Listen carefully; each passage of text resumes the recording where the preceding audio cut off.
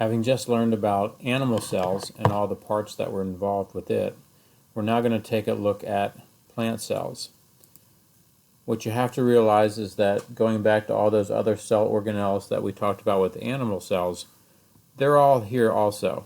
The only exception being the centrioles that we mentioned about animal cells do not exist in plant cells.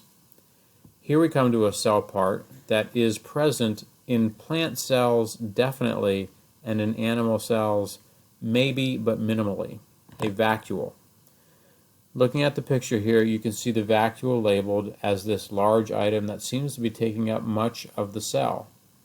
In a plant cell, that is true. A vacuole, being a storage facility largely for water, takes up a great deal of the volume of the space within a plant cell. Are vacuoles present in animal cells? Sometimes yes, sometimes no, but if they are present, they are generally extremely small. But in plant cells, they're always going to have them, and they're typically going to be large. Another very important part that shows up always in a plant cell would be chloroplasts. Chloroplasts are all the green portions that you see here within these cells, and they represent the sites of photosynthesis, which are absolutely essential to plants.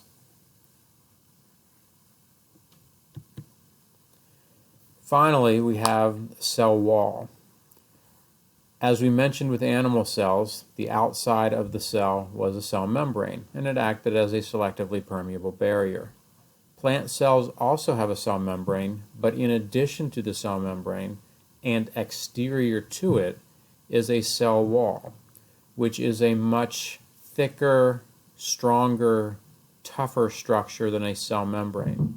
Remember, a cell membrane was a fluid mosaic. It had a fluid, pliable, flexible quality to it. That is not the case with a cell wall. A cell wall tends to be rigid.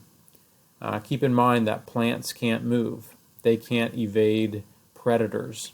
All they can hope to do is to provide the strongest defense possible against those predators, and they do so with a cell wall. If we end there, having added vacuoles and chloroplasts and cell walls, and taking away the centrioles that we talked about earlier, we then end up with a plant cell.